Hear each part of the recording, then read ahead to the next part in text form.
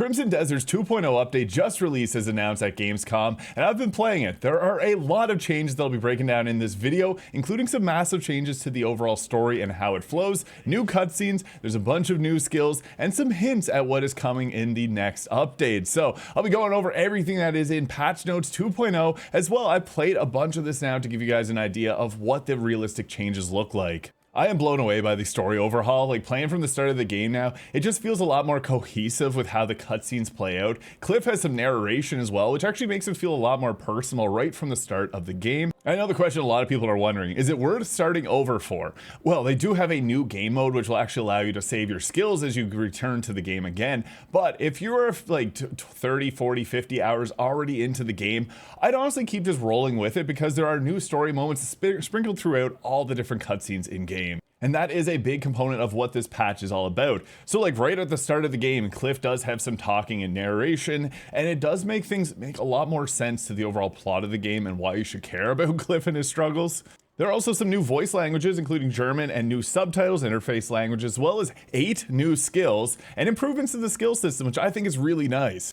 And there are actually a lot of new skill upgrades, and the overall way that the skill tree works now is quite interesting. So what happens is when you spend a skill point or an abyss artifact on one of these options here, you're going to be given an abyss link, which is used to upgrade the other skill trees. So for example, if I'm upgrading this here, you can see I'm getting the abyss links that are just right beside my head there. So whatever you put into your character, you can then swap over to Unko, who you probably have not upgraded that much, and put an equal amount into his kit. I think this is a huge quality of life. One of the biggest complaints that people have had with this game is that you're kind of forced to just solely invest in Cliff. And this actually works very smoothly, so you get an equal number of abyss links based on the amount of skill points you put in, and then you can also reset this and you're going to get all of that refunded as well. And with the addition of abyss links, all existing skill provisions will get reset. So yeah, if you go load into the game, you're going to have to put all your skill points back in, but that obviously makes sense because you're going to be able to put a lot more in. And it will refund you the abyss artifacts that you have used. Another cool thing that this does is now whenever you go to start a new game, like after beating the game, for example, you can take all those abyss links with you. So you can start off in somewhat of a new game plus. It's not a full on new game plus. I know that's something people really want to see, but I do have a feeling that we will see new game plus in the future with a potential DLC coming down the road. But another thing is you also get to keep all the silver and money that you've earned, so you can start a new game with money and all that kind of stuff and just have a bit of a quicker start.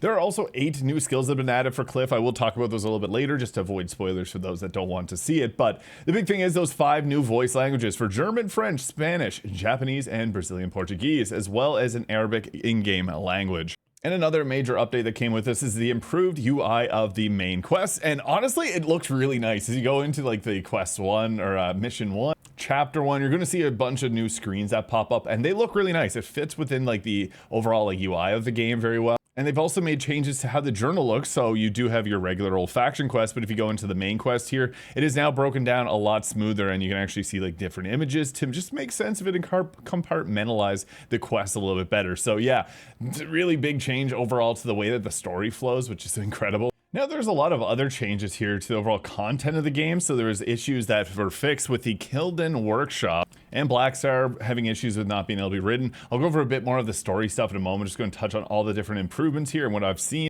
And there was also some issues with the Caliphate prison sending you there when you shouldn't be. Controls, this is actually an interesting one because they've added new flying mount control options. This leads me to believe that we're getting more flying mounts because why else would they update this so much throughout the game, as we do have a lot of other ways to go around, and you know, there's a lot of other mounts they put a lot of time into. I think that we'll see like the flying weasel, that's something I've talked about a bit before, where we have the new pet that could potentially grow into this new larger version. So I do have a feeling that we're going to be seeing more flying mounts come soon. Flying mounts that move in the direction the camera is facing, and you can also change it to a manual, which they are no longer going to follow the camera and can ascend or descend using other inputs. There are some changes overall to the combat, like you'll now be awarded the double jump during one of the quests in the game, so it just flows a lot nicer to get that skill earlier, so you don't have to spend a skill point on it. Reduce the damage received by the characters accompanying the player, which is nice. Sometimes they just take a lot too much.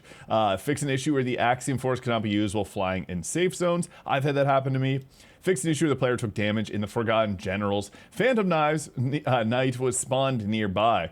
That's a tough fight, so nice that they fixed a little bit of stuff with that.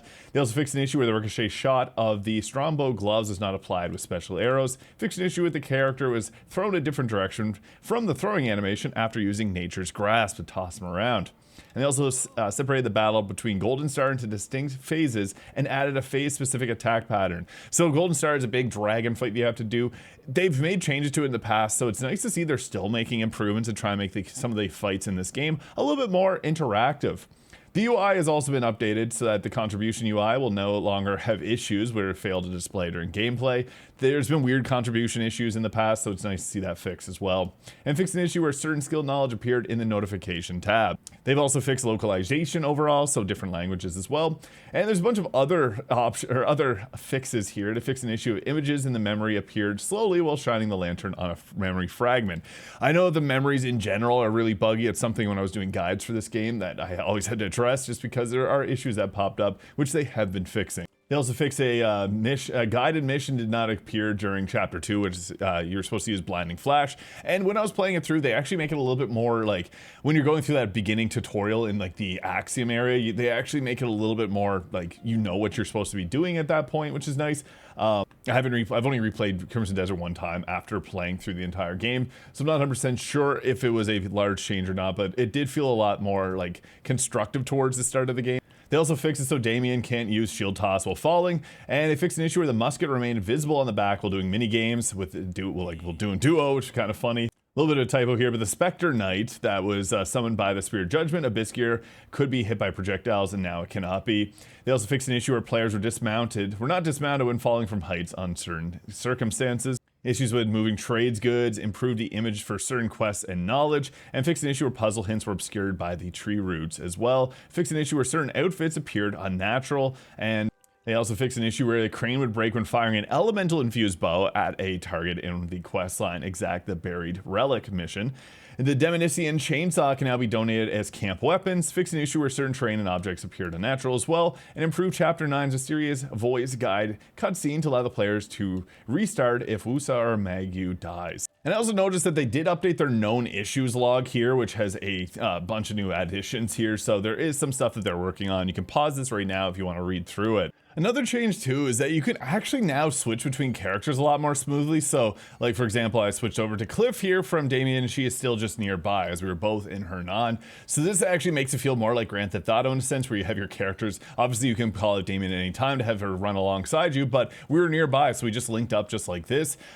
Really cool stuff. But I also really like the new skills that got added here. One thing I do not love though is how many times you have to skip past this cutscene whenever you level up your character, and the fact that we lost all our skill points does make this a little bit frustrating. I also recorded some gameplay of it, and unfortunately it got deleted. I don't have a lot of storage on my PC at the current moment, so unfortunately I won't be able to show off the content that I had earlier there. But there are new points in the skill tree and some new ways that the skill tree kind of flows as well, and a lot of them you actually have to go and learn yourself. So like the additional level of flight here. But perhaps the coolest new skill that's been added to the game is Water Stride here. This lets you run on water.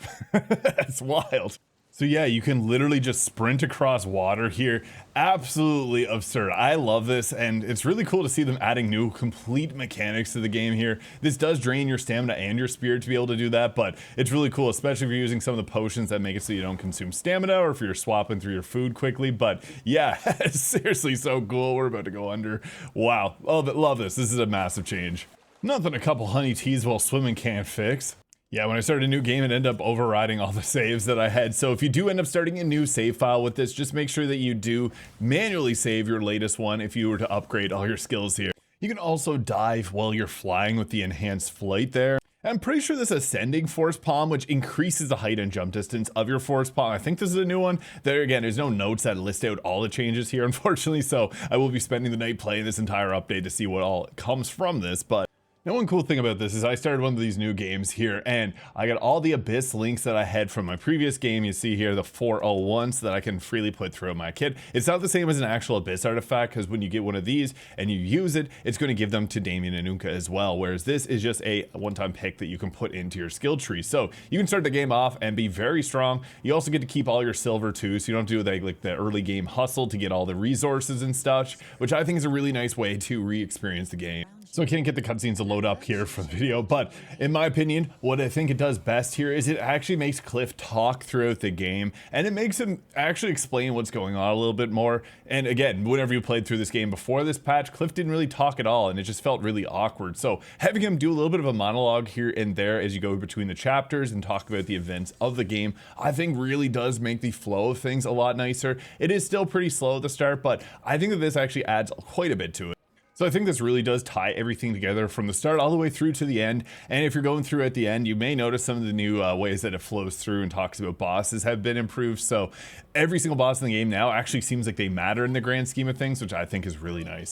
But yeah, between the new cutscenes, the new dialogue, the new transitions, Cliff's actual talking in between scenes, I think that this is a worthwhile upgrade. As I said at the start of the video, if you've been playing through and you're already pretty invested in the game, you wouldn't have to restart though, because you'll still get all the new content afterwards, because there's changes across the board in all the chapters of the game. So if this video is useful, please hit the subscribe button below. I will be playing this some more to get some more ideas on what to talk about here, and probably cover some of the new updates that have been added, as there are a lot of things to talk about here. So hope you guys all have a great day, and we'll catch you in the next one.